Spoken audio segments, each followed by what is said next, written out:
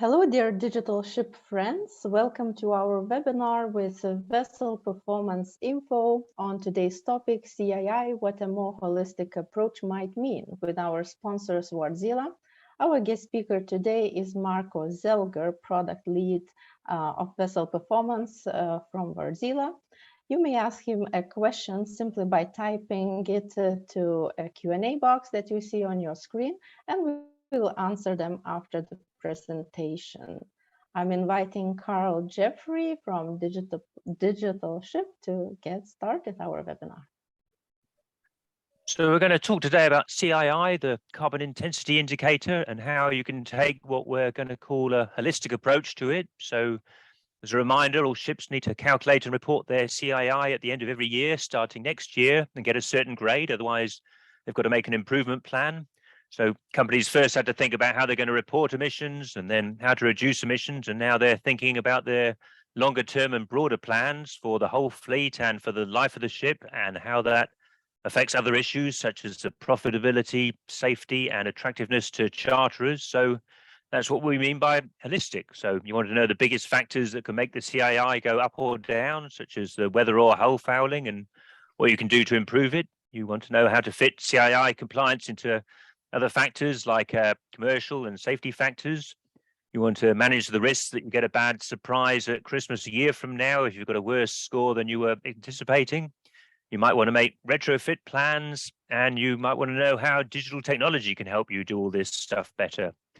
And we're starting to see shipping companies try to bring charterers involved. So they ask the charterer to commit to supporting the vessel to achieve a certain CII score over the time charter period, and it will be interesting to see how that develops. So our guest speaker today is Marko Zelger. He's product lead vessel performance with Wärtsilä, based in Copenhagen. And an interesting fact from his LinkedIn page is he used to work as a Japanese-German interpreter in a court in Zurich many years ago. But I'd like to invite Marko to start his talk. Cheers. Yeah, thank you, Carl. Yeah, that was a bit of change of my path to what I'm doing today. But yeah, thanks a lot for the introduction. So right, I'll start pulling up the screen. Okay, so hopefully that works. Yep. Good. All right, yeah, thanks again for the introduction, for the invitation to this webinar. So we have basically only 1 month to go now to January 1st, when the new CII regulations come into force. So very soon already. So I'm not really sure if this is something that, well, new regulations is something people should feel excited about, but at Wärtsilä, actually, we do feel a bit excited about it as we look forward to supporting our customers in making the best out of these new regulations. And then also, of course, to support them moving ahead on the decarbonization path. So, right, I hope for those who it's relevant, the regulatory framework for the carbon intensity indicator, which is what we're going to focus on today, is quite clear at this point. So I'll suggest I skip the part for the regulations. And today I'll focus on the more practical points, which means the concrete actions then from next year that should be taken in order to stay compliant. And on a positive side, well, different from other emissions KPIs such as the EEDI or EEXI, which are more based on vessel design. Here with the CII, so it's not fixed necessarily. So we have actually quite a bit of options to impact it in a positive way as we move along throughout the year if we take the right actions. So, well, our actions should also not be seen as a mere necessity to stay compliant, but they will also have a positive impact on the ship's commercial value, as you mentioned, Carl, as well, and save money spent on fuel, and also potentially even extend the lifetime of the ship itself. So how can we as a supplier to the maritime industry, come 2023, help both ship owners and operators in dealing with the new CII regulations? As the calculation of the CII itself is relatively straightforward, I'd like to focus on what targeted actions we can facilitate to improve a vessel's or even a fleet's carbon intensity. But before we can act, we need to understand what the key impacting factors are for each vessel's CII. In the webinar today, I'll show how we can help understanding the root causes of a vessel's CII rating, and based on that, assign targeted actions for CII improvement to different stakeholders, such as the ship owner and the operator. I'll also point out how tools and services can help with the short-term planning for CII compliance and also for planning the years ahead. But starting from a more fundamental level, how can we facilitate the collaboration between owners and operators, which will be crucial to ensure CII compliance moving forward? So one recent addition to the already fixed framework of CII regulations has been BIMCO's new CII operations clause for time charter parties. So this has just been adopted about 10 days ago. It's addressing one of the perhaps more contentious topics of the CII regulations, the fact that the one accountable, here the ship owner, is not always the one having the biggest impact on the CII rating. Since the carbon intensity indicator is an operational KPI, even a modern, very well maintained ship with a good technical performance can still end up with a bad CII rating if it's operated in an inefficient manner. So since traditional charter parties are not really fit to take these new realities into account, BIMCO just in time came up with a proposed framework to make both parties, the owner and the charter, jointly accountable to maintain compliance with the new regulations for CII.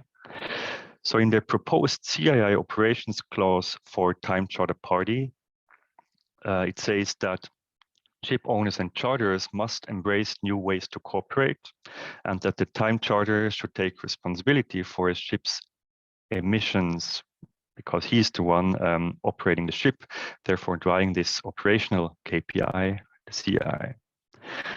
In any case, while BIMCO's new charter party blueprint can be a good guidance, it also coins a few new additional terms relating to CII. So one could even say it's adding another layer of complexity to the CII calculations, which we thought were quite straightforward. From the regulations, we already know the required CII. It's the CII corresponding to the middle of the C rating band for each year. But what about agreed CII, delivery attained CII, charter party attained CII, or projected attained CII? One can perhaps guess what they could mean, but how easily can they be pulled up from the available data and shared between owner and charter? So in the next few slides, I'm going to show first how we can support by providing this added layer of CII visibility. Then I'll discuss how to establish the main factors impacting a specific vessel CII. And based on that, assign targeted actions to the relevant stakeholders to improve the CII. Next, I'll bring up some scenarios for both owners and operators on how to make the use of our tools to take these targeted actions to improve the vessel CII. And last but not least, I'll discuss the limits of tools alone and how we can support you further on your decarbonization path beyond our software. One key takeaway of this presentation hopefully will be that we cannot only look at emissions in an isolated way, but that CII is one more dot in the bigger picture of shipping, and we'll need to consider it together with our other daily tasks in shipping. Therefore, you'll see me jump a bit between different so-called modules or applications of our fleet optimization solution software and discuss how the different areas are interconnected. All right, so what you can see here is the emissions module of our fleet operations solution dashboard with some demo vessel data, which I'm going to use along the next slides.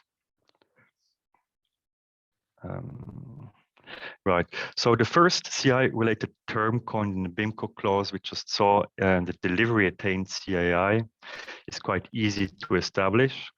So basically, since the year-to-date preliminary CII is updated on a daily basis, Here in the graph, you can see that it's quite, we can simply hover over the graph to the date corresponding to the vessel's delivery into the time charter, and we'll get the CII for that date, so that the delivery attains CII.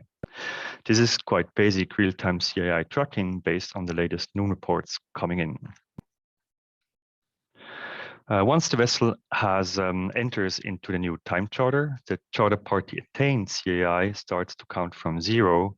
So we need to be able to track the CII starting from that specific date when the vessel entered into the time charter in order to establish the charter party attained CII.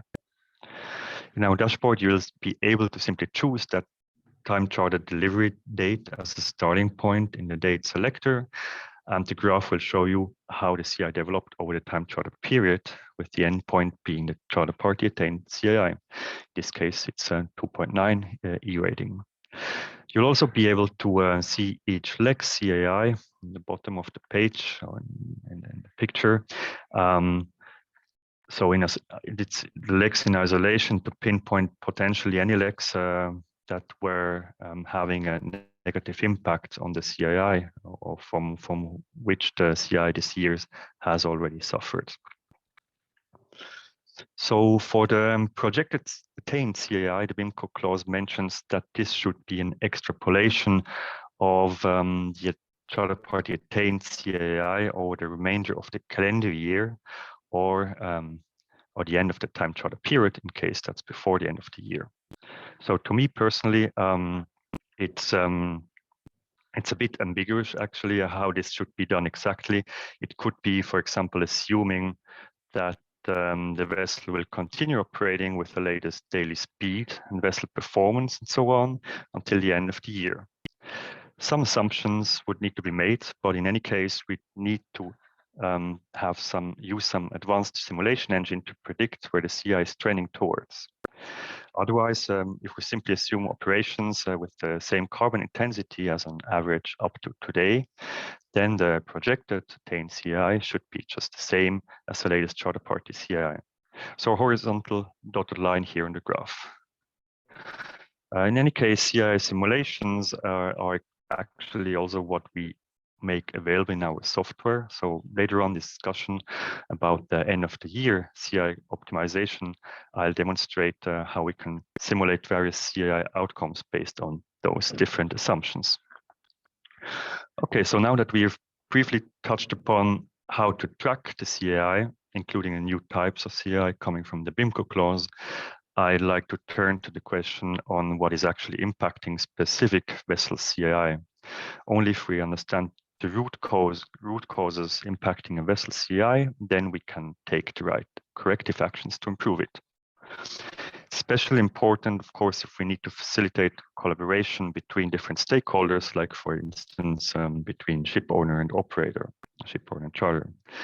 The BIMCO clause also points out specific areas of responsibilities for both owner and charter during a time charter period, so that the agreed CII can be realized. I'll roughly consider those areas of owners and charters' responsibilities when going over the next examples in the next slides.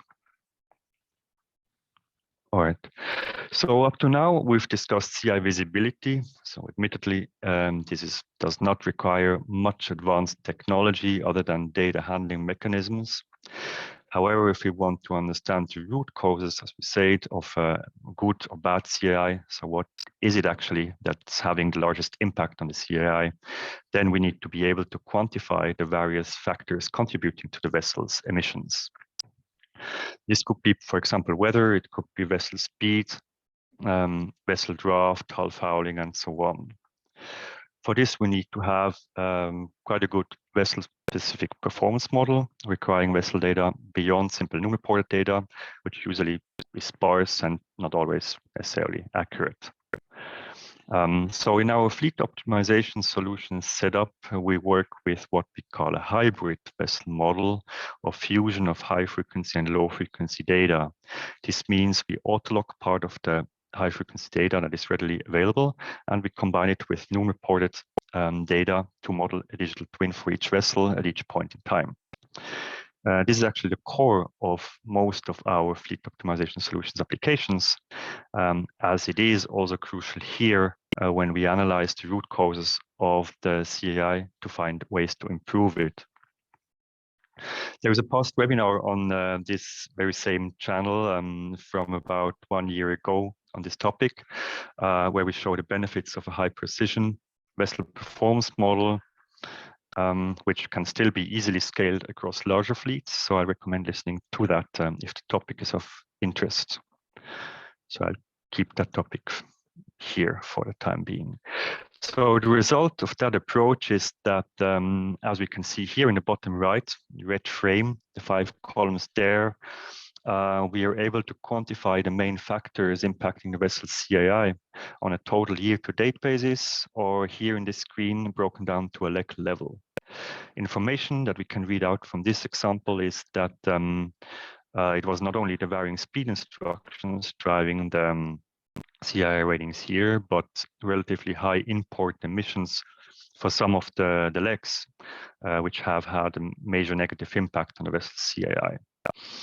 This is because, of course, vessels emissions without actually sailing have a very negative impact on the vessel's CII. So other impacting factors that we can assess here are weather, impact of weather, wind wave, hull fouling, loading condition, or at sea ratio, which means periods of sailing at sea versus idling periods. So each of those factors require different actions to minimize negative impacts they can have on the CII, and they can be assigned to different stakeholders. Okay, so first let's have a look at the actions a vessel operator can take. We have, and what tools do we have at hand to support them?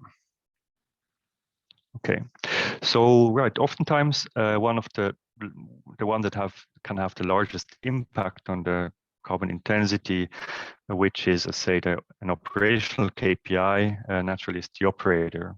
So the most intuitive starting point is perhaps voyage planning. Here, the operator already needs to balance various factors, such as which vessel to use for an upcoming trade, the vessel schedule, available speeds, the weather, canal option, draft restrictions, commercial inputs, such as higher costs, bunker prices, and so on. On top of all those, now the CII needs to be taken into account as well. Apart from knowing the vessel's latest CII, we also need to be aware of the impact this planned voyage will have on the vessel's updated CII after that voyage. So in the voyage planner, here what we see, the operator can simulate multiple scenarios next to each other and compare their results in terms of CII together with the other commercial targets. Here we'll simulate a couple of different scenarios going out of Plybeda, using different vessels, different schedules, and different destination points, higher and bunker cost rate options, and so on. Okay, so I've used 2 different ships, they're called Marcy and Woodstock, in ballast conditions for different ETAs and destination options where they potentially could find their next employment. On the summary card on the left, and also here at the bottom, the table, you can see the results of the 4 simulations. Since Woodstock currently has a D rating, and we are nearing the end of the year, only 1 month to go, I wanted to simulate if it makes sense for her to collect some more miles on a lower speed so she could potentially improve the CII to a compliant C rating. Here, unfortunately, letting her sail until the Suez Canal wouldn't be enough to reach that target right away, as we can see. Marcy's performance, on the other hand, the other ship, performance has been recently improved. So for her, none of the simulations here, be it for least cost speed, on-time arrival, or full speed, constitutes a risk of becoming CII non-compliant. The used market rates for higher end bunker costs or prices would indicate a lower speed instruction anyway, as we can see in the graphic here. So there is a wide range of points that an operator needs to consider in voyage planning, and from January 1st, he or she should have the data for pre-voyage CII post-voyage CII and voyage CII readily available as well in order to take the right decision in voyage planning. Okay, so however, thinking beyond the upcoming voyage, since ultimately the CII becomes final only at the end of the year, isolated voyage planning, as we just did before, that alone will not be enough. Going one step further, in our dashboard, we provide a CII calculator to enable the planning until the end of the year. This includes a simulation of the average speed that can be instructed on the remaining voyages until the end of the year in order to achieve the desired CII rating, or possibly the agreed CII as we saw in the BIMCO clause. So there will be a couple of different assumptions that can be made when simulating for the vessel CII until the end of the year. In this example here, we asked for the remaining average speed at sea that can be instructed to this vessel in order to improve the current D rating to the agreed C rating until the end of the year. So the calculator assumes past averages for at sea versus import periods, ratios, but in this case we actually just input the number for miles to go, 40,000 until the end of the year, as we roughly know the vessel's employment until the end of the year. We also input an estimated 2% performance improvement that we expect due to a hull cleaning we just arranged. So it turns out in this example that the current year-to-date average speed of 12.1 knots for this vessel needs to be reduced to about 11 knots on average until the end of the year, even with the scheduled hull cleaning. So switching to eco speed for the remainder of the year may be a good option to consider if we want to achieve the agreed CII or target CII. So with the calculator, the CII calculator here, it's possible to balance different levers for speed instructions, as speed instructions, vessel employment, miles to go, planned performance improvement measures against each other. The calculator considers the vessel's latest performance model and past operational patterns to simulate the target CII based on today's assumptions. All right, so next, moving over from the operator to the owner, so taking on now the ship owner's perspective. The options to improve the vessel CII may be quite different from the ones available to the operator, and may be more limited to technical measures. So the first thing the BIMCO clause mentions is that the owner shall ensure that the vessel's hull and engine is being maintained in a manner that minimizes the vessel's consumption. Analyzing a vessel's hull performance, again, as we discussed, requires the capability to create a good digital twin to isolate the effects of hull fouling from other factors, such as changing weather, drafts, or different speeds. So this is what we do in the performance tracking module application, from where we take the information about hull performance and feed it into the CII dashboard. The vessel here we're looking at has been able to maintain actually a great performance for over a year after applying a new paint in dry dock last May, where we set the vessel's performance baseline. But then after a prolonged stay in tropical latitudes in late August, in August this year, the performance clearly deteriorated to around 20% additional consumption compared to the baseline which we set when she came out of dry dock. So the additional consumption or emissions due to the effects of hull fouling can be tracked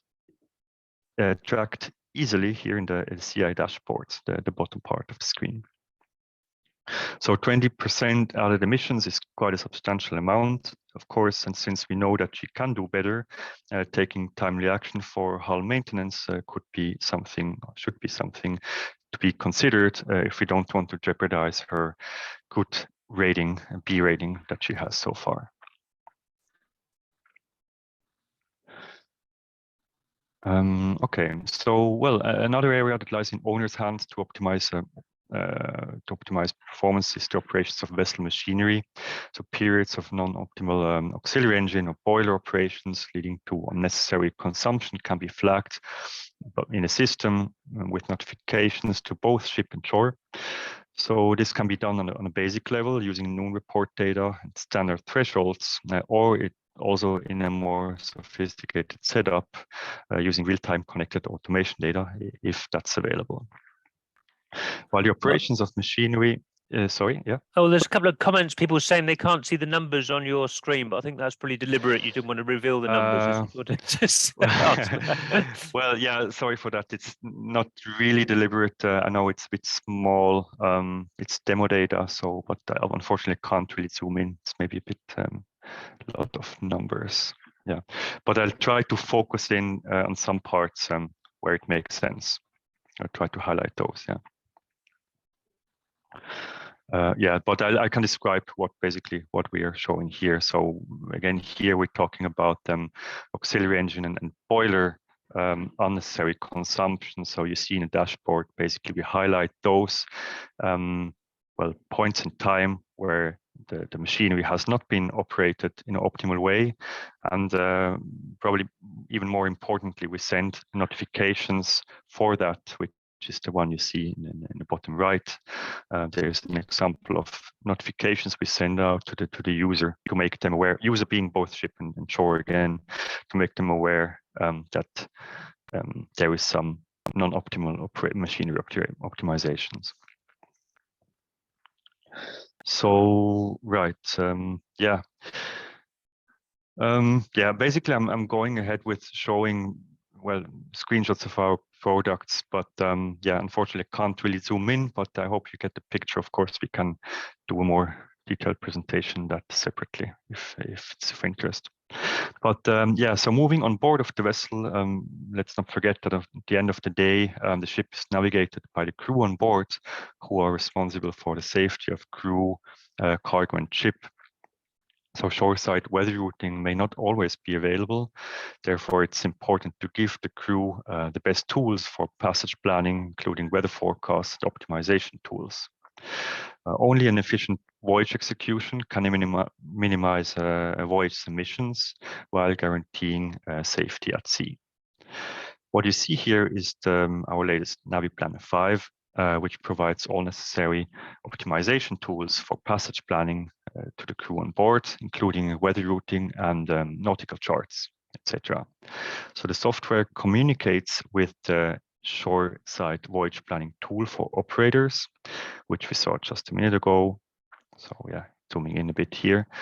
So it's actually possible to send the pre-planned voyages like we saw before, the voyage planner, to send them through the system directly to the vessel. So yeah, here basically notifications from shoreside that you're about to send the voyage instructions to the vessel, and then there will be a pop-up on board for that, and they continue doing the passage planning there. Okay, so yeah, here also, sorry, a small screen, but basically showing notifications here. So coming back to the initial call for collaboration between owner and charter, apart from ensuring the safe and efficient navigation of the vessel, according to the BIMCO clause, the owner's duties also include the provision of the necessary CII related data to the charter. So the BIMCO clause specifically requires the owner to give advanced warnings to the charterer in case of deviation from the agreed CII. So notification, which is what you see here, when crossing CII boundaries or when passages are being operated in a non-compliant D or E rating, can help the owner with timely heads up to take up the dialogue with the operator of the vessel before it's too late. Yeah, zooming in. So example of one such notification. Okay, so yeah, finally, we know that the CII regulations become more stringent every year. So by the reduction factor of 2%, therefore the steps in the colored bands there. So in order to operate a vessel in the charter market with commercially attractive speeds, investments in performance enhancing retrofits will be hard to avoid in the longer run. In the multi-year CII calculator, different options of such performance enhancing retrofits can be simulated in a tool to estimate their impact on the average speed that realistically can be instructed while still maintaining CII compliance. Or in other words, the speeds that can be guaranteed in a charter party for future years without jeopardizing CII compliance. So there's the balance between the speed that can be instructed and the rating that should not be below a C rating or worse than a C rating. So in this scenario here, we simulate such a performance enhancing retrofit for a dry dock schedule in 2025. Yes, probably difficult to see here as well on the screen. Assuming in 2025 there is a dry dock opportunity, and we are being promised that the retrofit we are considering to invest in. So we're being promised that this will boost the vessel's performance by around 3%. So maybe you cannot see it, but there is a 3%. You can input it there. So the CII calculator then shows that thanks to that investment, we will be able to keep guaranteeing a vessel speed of above 12 knots all the way until 2026 without risking non-compliance.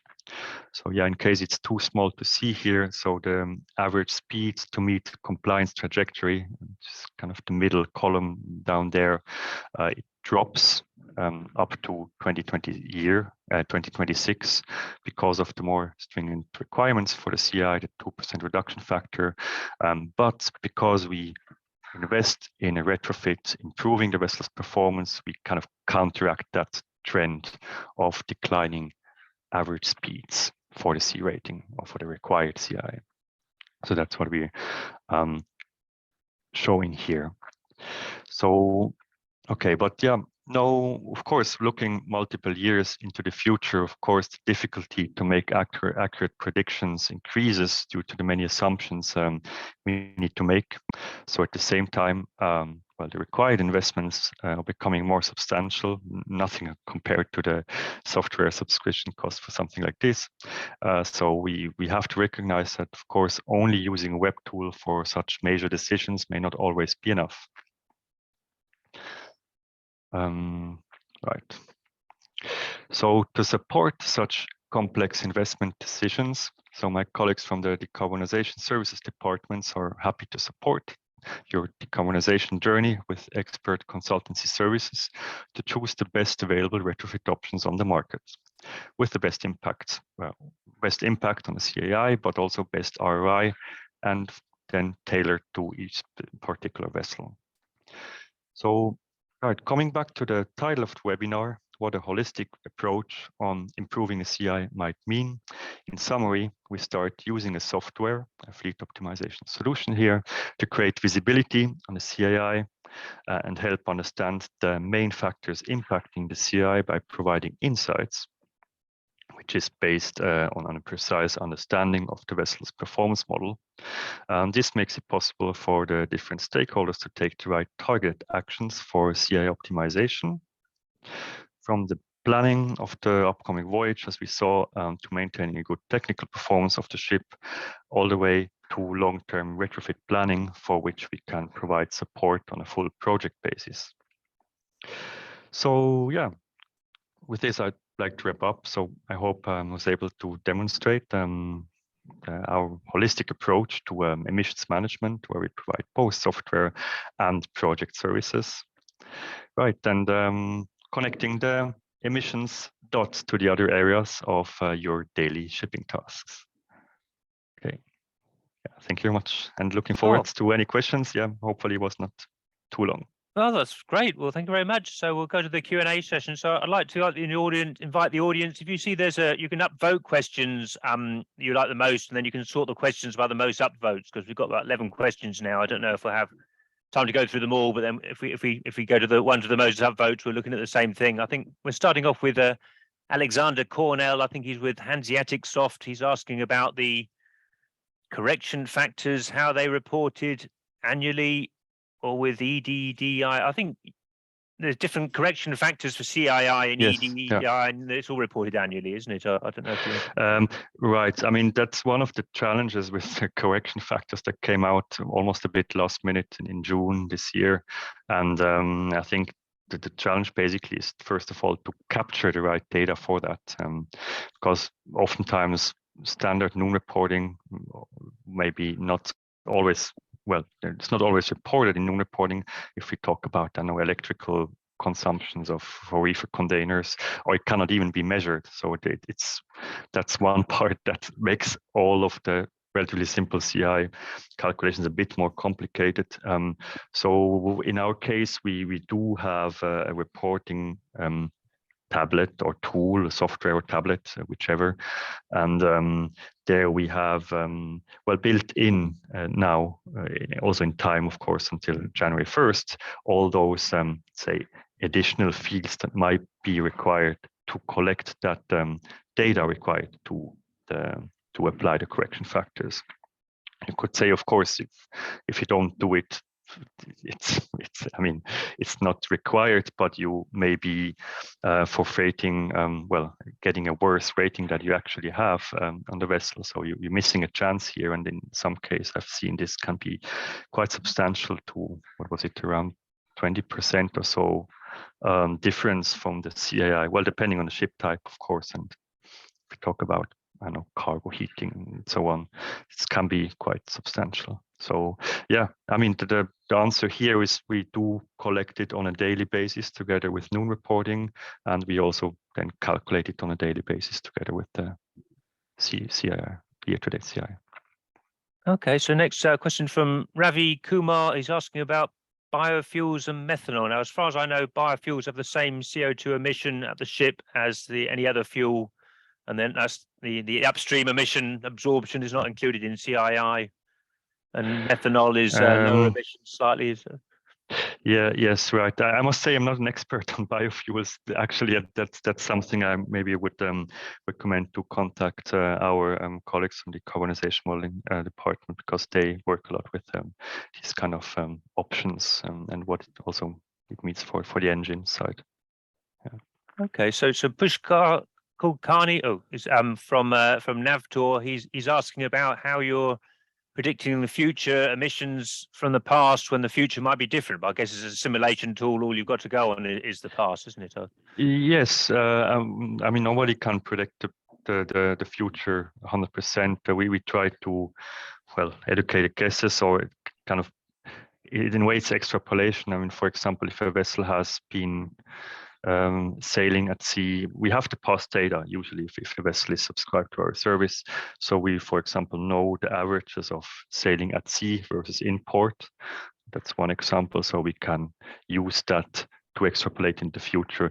I think in the example I've shown about miles to go, I mentioned that the system as a standard assumes past averages, but you're able to modify it if you know better, basically, than the system. And sometimes you do know better, and sometimes maybe you don't. Depends if you think that the system makes a good enough guess, or if you have a better guess, then you can use that. But it's always going to be guesses, of course, for the future. Okay, great. And there's a comment from Eirik from Ultra Bulk about how to zoom into the slides, which I didn't know about. So thank you very much for that. Now we're going to Jonathan Deeney, who's performance manager with the Frontline. He's talking about something he's heard about, middle C and a low C, which I've never heard about personally. Have you heard about different grades within the C band? I haven't heard those expressions, but I mean, basically, when we talk about, I mean, the required CII, it would be the middle of that C band. So yeah, visually speaking, yes, the middle of that C band we just saw. And then maybe that's okay, but maybe the point we're making, or he's making here, is that it's becoming more critical if you approach the boundaries of those bands. Yeah, that's something we try to address with notifications. So once you're crossing the boundaries, that you're being made aware of that. Okay, so we're coming to Copenhagen now. Sauli Hernanen is Digital Operations Engineer with MAN in Copenhagen. He's asking how the data is collected on board. I think you mentioned everything you can get a range of different data ways, isn't it? Yes, it's quite a long topic, and I think in the webinar from about a year ago, I go a bit deeper into that. But well, the short answer would be we do some auto logging of data in high frequency. But let's say from there where we can get it easily, and then we use the low frequency data, which is noon reports. I think has been also a lot of webinars on that topic. Do we want to auto log everything? Yes, we do have systems that we can install on board of the vessel to capture as many sensor data as you like. But we, in our setup here, and let's say in a standard setup, we try to find a balance between something that can be implemented easily and scale across fleets, but also where we're getting enough data that we reasonably can model a vessel's performance accurately enough for things like hull performance or analyzing the impacting factors for the CII as we looked into. So it's maybe not a right or wrong, but it depends on what resources and expectations there are, and how deep you'd like to go and what you want to achieve, especially keeping the goal in mind. Yeah. Okay, so now I think we're going to Cyprus. Somnath Chatterjee is Fleet Performance Manager at CSM Cyprus. He's asking about the baselines for hull deterioration change. Is that only from one dry dock to another, or is that every year? That actually can be set depending on the company policy. So we leave it open. There is a possibility to set the baseline whenever or to whatever it should be. In the example I used, that was just me, but I set it after the dry dock to kind of the best performance the ship has ever achieved, which was there. And then everything above that or beyond, say, consumption above that baseline was what we call excess consumption, but it could be set in a different way, and then you might even have, let's say, better performance than the baseline in some cases. It's also possible. Wow. Anisto Simak from he's a chartering manager at Tankerska Plovidba, Croatia. He's asking, can I get a recording? Yes, we're going to put it on YouTube. So we go to Jonathan Deeney of Frontline. When you send notifications to the user or ship, do you expect a reply, or are the notifications logged and then shown as corrected, or do you just send it to a ship as an alert? So how are you bringing the ship involved? I suppose that comes down to the ship owner, not to you, perhaps, isn't it? Yeah, but it's an important point because the collaboration between ship and shore is something we'd like to facilitate. That's why we connect the different systems, like, for example, in Voyage Planner. As far as notifications are concerned, there is different ways of doing it, different ways of working with it. But for example, in our dashboard, there is it's possible to acknowledge notifications. So you have a track record on it, also acknowledged shoreside, acknowledged on the ship. Not everybody does that, but there, the goal is, of course, that you can see if there has been an action upon those notifications or not, or if it even has been seen. So that's possible to track.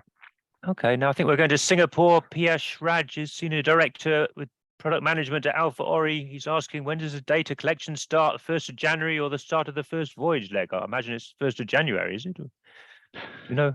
As for the regulations? Yeah. Yeah, should be 1st of January. So yes, right. Also, I mean, it's coming from the DCS data, which is also, to my knowledge, 1st of January until the last day of the year, the IMO DCS data. Okay, so now we've got questions from Damodaram D. Kutungal, who's Tech Superintendent at Glencore USA. He's asking about cold ironings that's supplying electricity through the port. I think, will that have any effect on CII calculations? I had to look up the formula again. So it's the emissions of CO2 over the whole year divided by the capacity of the ship times its annual distance. So if it's getting electricity from the port, is not emitting anything, and so that would have a difference. I don't know if you want to. Yes, yeah. I'm not an expert on that, but to my knowledge, it's emissions from the ship. And yes, so there is another from the EU directives for the that should facilitate them the using shoreside power, but that's a different regulations to my knowledge. It's not really CII.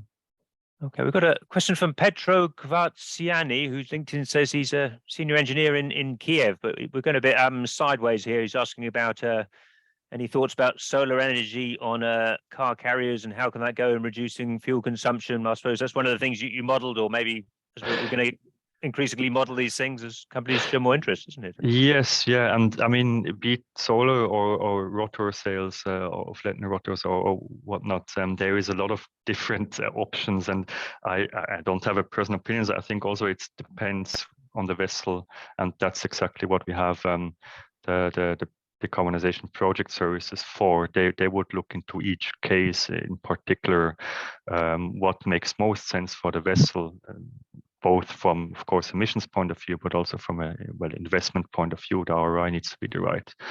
Not sure if solar panels is the right thing to go there, but that's possible, of course, to assess and compare it for each vessel. Okay, so we're going to Greece now. Kostas Papoutsis is a sustainability manager at Euronav. He's asking, assuming CII is estimated using AIR, which I think means annual efficiency rating, how is the distance factor incorporated into the overall formula? I don't know what the distance factor is, and I haven't seen it in the CII formula. I don't know if that's a term that means anything to you, does it? Not sure what is meant with distance factor. I mean, the distance, there are some maybe exclusions. I don't know if that's the topic here, but there are some exclusions, for example, for ice navigation or say emergency cases that can be excluded. And so that would be then the difference between the AER and CII, but otherwise it should be the same. Yeah.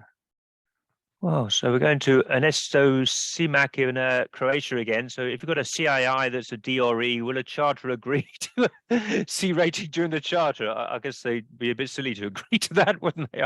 I don't know if you have any thoughts on that one. Yes, well, honestly speaking, I'm also quite looking forward is the wrong thing to say maybe, but I'm quite curious how it's actually gonna be handled from next year. I'm neither an owner nor a charter, so I can't really say. But I think we all need to see how this is going to turn out from next year. There is, of course, on one hand, the regulations, and well, we want to, let's say, we want or need to have our ships staying in a C rating as much as possible. But there is also a commercial part to it that sometimes maybe working to the same direction, but sometimes maybe not, depending on the market conditions. And I personally, I don't want to make any predictions. They might not age well now 1 month before.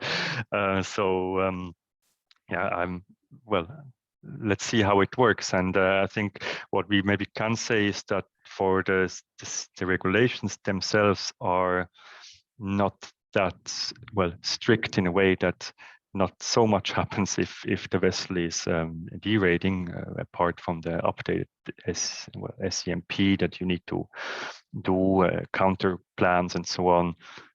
But there is no penalties so far from regulations point of view. So the main impact is expected to be on the charter party, from what I hear. But how exactly, I think we need to see. So I think we're going to Japan now. Yoshio Otagaki is asking about, well, he's bringing up the issues of the friction between the charter, about the speed, the weather routing, and the cargo.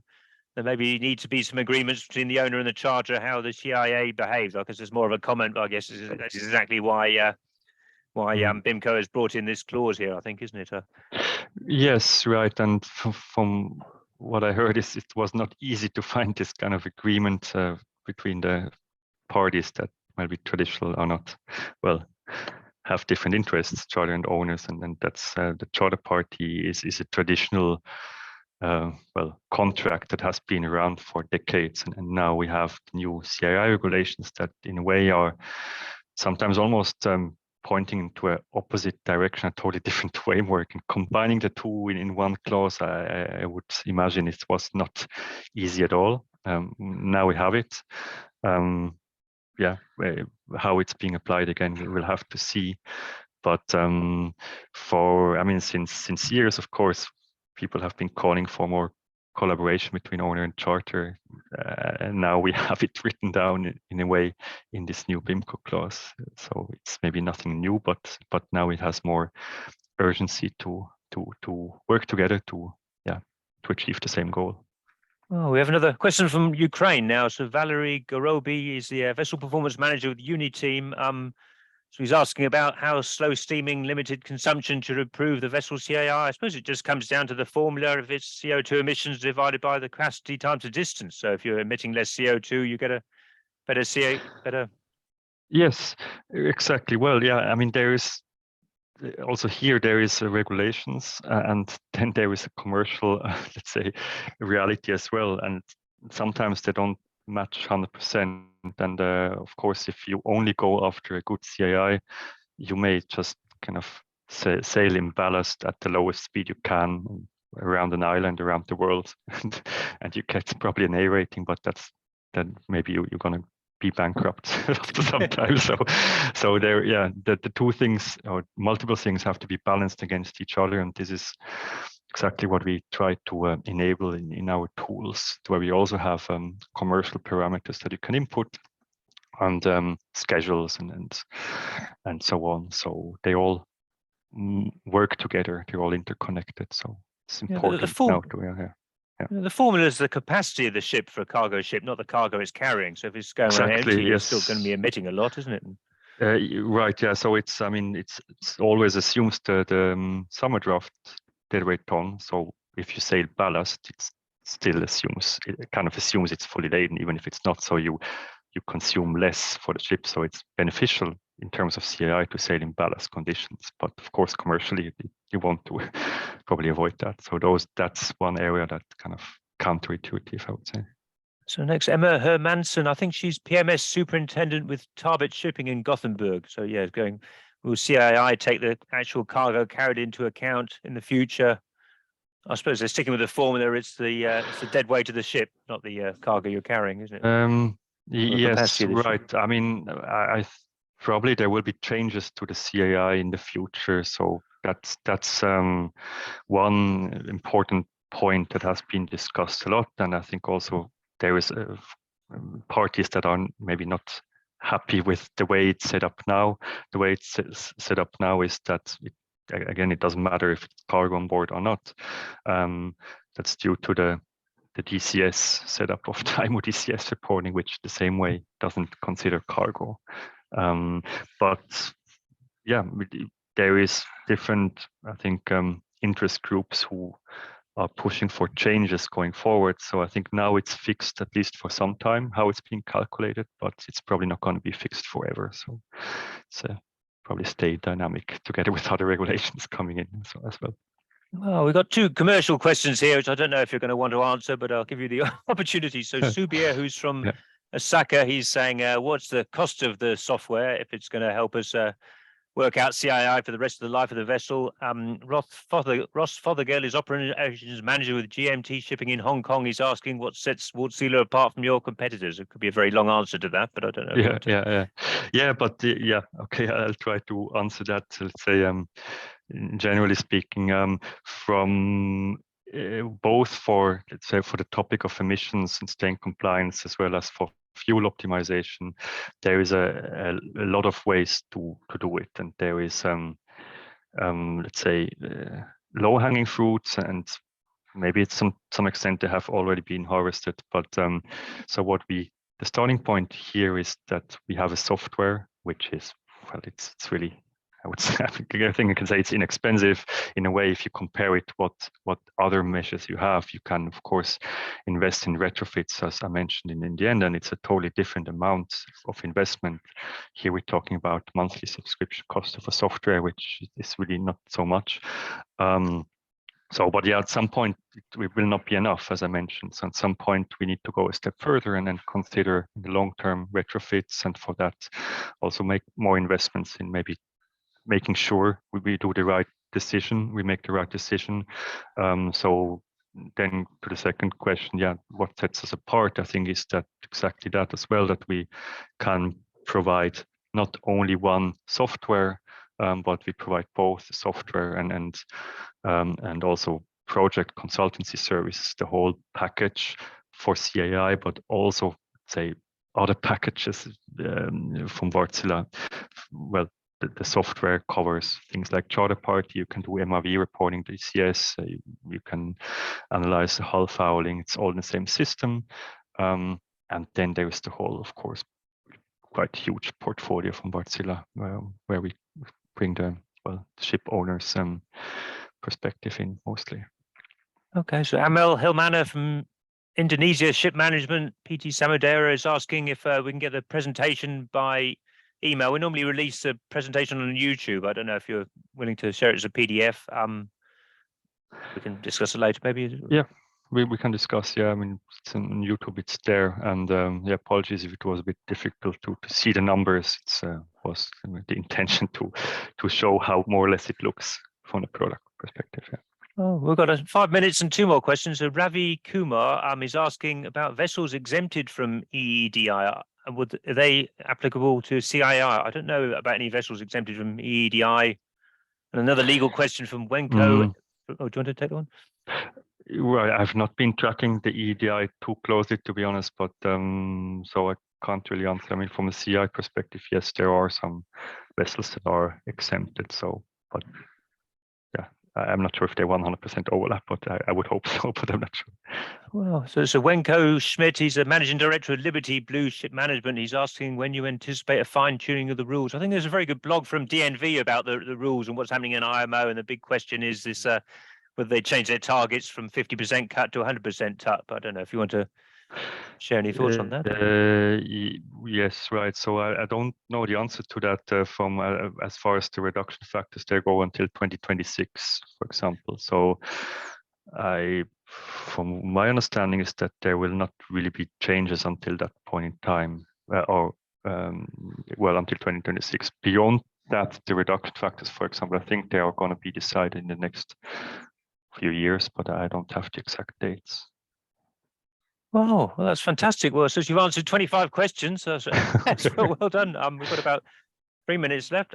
Yeah, well, I think I'd summarize it saying, yeah, this is very, very hard. It's something the shipping industry hasn't done before, but looks like people are rising to the challenge with a great software and great shipping companies working it out. I don't know if you want to share any last thoughts for the last couple of minutes, or Marko? Yeah, I mean, again, let's see how it goes. But I think we have been talking about this topic for quite a while. There has been also a lot of webinars, and I would say let's not be scared of first January, not like like a rabbit in front of the headlights or something. But we need to take some actions, and I mean, we have a whole year to work on that.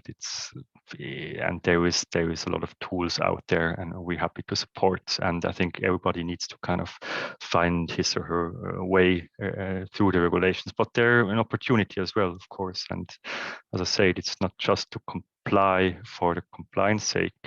It's also goes in one hand with what we have been working on for years to save fuel, to save costs, environmental path, and so on. So it's one new thing that's coming up on January 1st, but there is going to be more for sure.